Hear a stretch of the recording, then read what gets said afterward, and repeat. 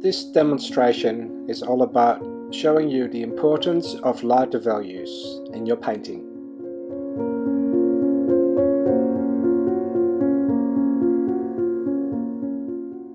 Artists often use this little grayscale strip to remind themselves about using lighter values. Not just lighter values, but values in general.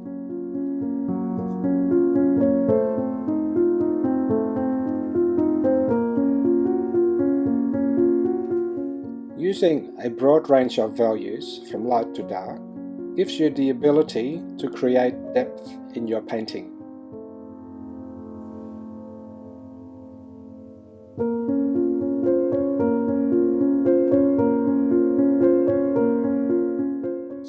Enjoy the demonstration and please like and subscribe to be updated on new videos.